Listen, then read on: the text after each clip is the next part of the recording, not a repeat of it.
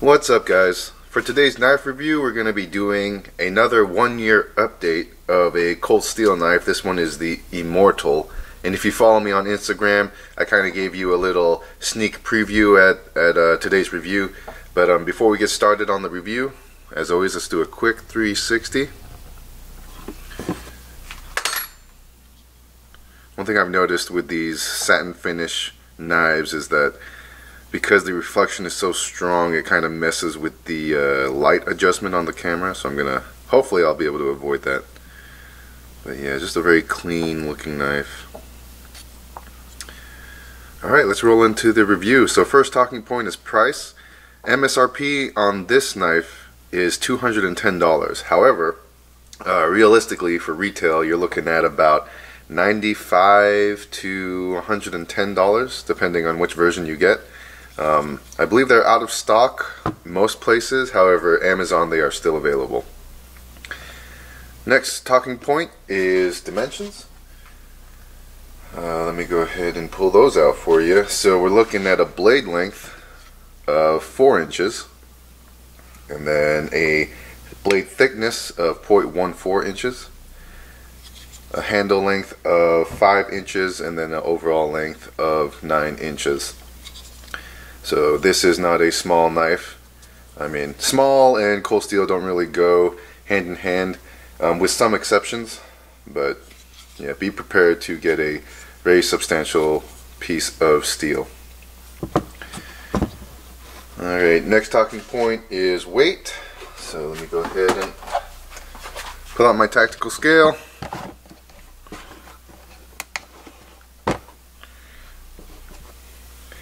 And for weight, we are looking at, what is that, 6 ounces.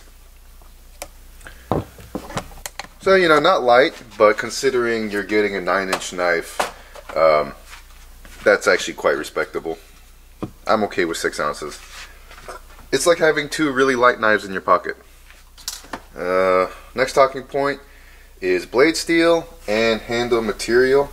So for the blade steel, there are 2 different versions. This one is in CTS XHP, fantastic blade steel, and then the other version is an S35 VN, which is also another phenomenal blade steel. So either one you're getting a good piece of knife. And then for handle material, G10. G10 and no metal liners. And if you've seen my last review on the SR1, same thing. Don't let a knife with no liners fool you. They are completely capable, if not more capable than other knives I've experienced with metal liners. For instance, there are several SOGs that I've dealt with that, you know, they had steel liners, but they were completely flimsy and they just weren't that great quality. This one, you can't even, there is no flex, and really outside of any kind of gross abuse or torture testing, you're really not going to do much damage to these handles. Alright, next talking point is action, deployment, and lockup. So the action is kind of stiff, but I don't think that's because of a lack of breaking it in. I think that's just how it's designed. It's designed to snap shut and then also snap open with a purpose. As you can see, you've got this pocket catcher that emulates the Emerson Wave, if you're familiar with that. So basically, when you pull the knife out, this part right here is going to catch onto your pocket and then deploy the blade for you.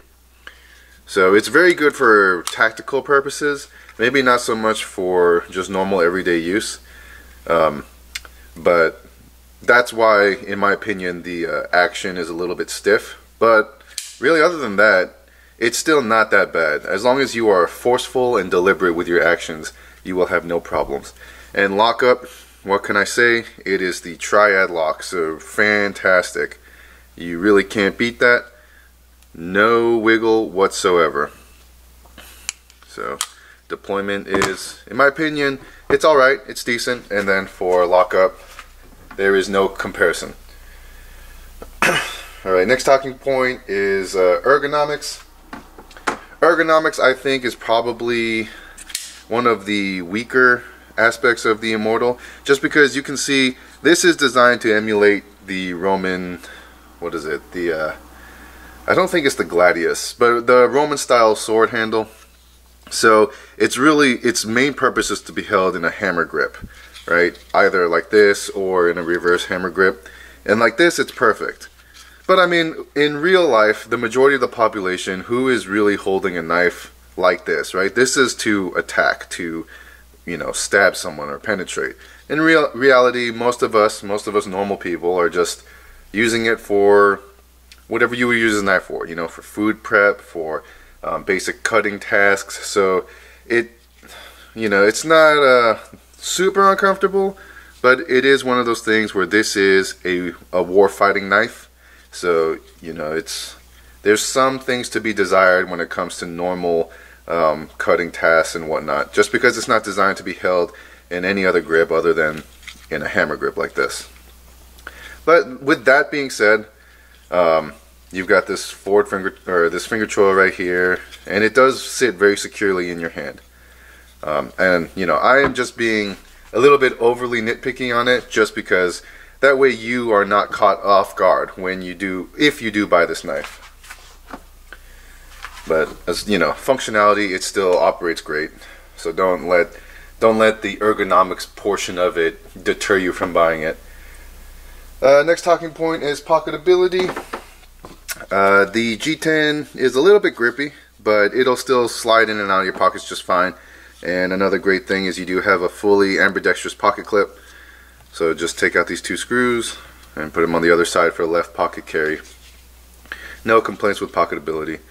I would say this little wave thing right here, this hook thing, it is kind of annoying, because unless you are careful to make sure the blade doesn't deploy, every time you pull that knife out of your pocket, the blade is going to deploy. Alright, next talking point is comparison.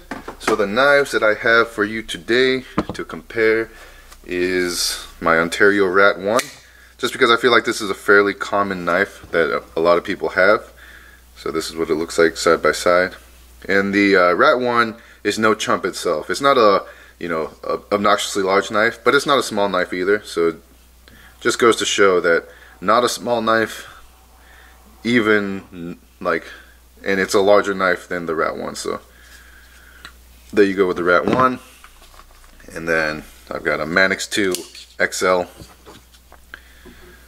So even the extra large version of the Manix 2 still pales in comparison to the size of the Immortal. And these are all fantastic knives. I would recommend any of these knives to you. Maybe the Manix 2 XL a little bit more than the others, but that's just my opinion. Alright, next talking point and last talking point is my overall thoughts, and should you buy it. Overall thoughts are all positive. You've heard my minor complaints, but really those are just that, minor. Everything else is fantastic. This is solid. It is built like a tank, and like I said, no liners, but don't let that take away the quality of this knife. And you know, if you were like me, you saw this knife and it kind of looked like a toy, but you know, I'm a collector, so I bought it anyways. And I was very pleasantly surprised at just how solid the overall package was. And this blade shape, while it is designed more for fun purposes, I think it's actually very useful. So keep in mind, this is not a sharpened edge right here, so the only sharpened portions are here and here. So this really is kind of like a unique version of a Tanto.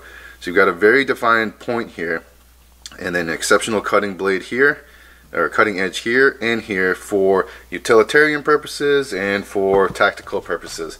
So really a good blade shape in my opinion. And then another thing is, so it looks good, but really it's just such a fun knife.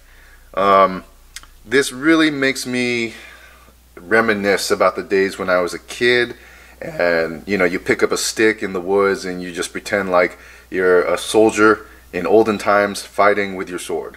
This is really what calls to me about the Immortal. And hopefully, you know, that resonates with you. And if not, whatever. You know, there's plenty of knives for everybody. But I think this really calls to that inner child in all of us. When we used to just dream about the days of being some kind of knight or a Roman soldier. So that's always a good thing. But yeah, so should you buy it? Absolutely. You should definitely buy this knife. I would say more so if you're a collector, just because it is a unique knife and it is discontinued now. So whatever, you know, unless Cold Steel decides to start reissuing them, whatever's in inventory right now, once it's gone, it's gone. But if you are just in the market to buy a knife, I think there's other more practical knives out there for you. But if you do pick this one because you do like the look, then you know you can't go wrong. It's a fantastic knife. You just gotta be careful because when it does shut, it shuts with a purpose, and while it will not chop off your finger, it's gonna hurt. The good thing though is as long as you practice, there is enough unsharpened portions of the blade for you to be able to, you know, close it one-handed partially and then close it the rest of the way without hurting yourself. So yep, those are my 2 cents. I hope that this helps you with your next knife purchase. Thank you for watching, and tune in for my next episode. Alright, bye.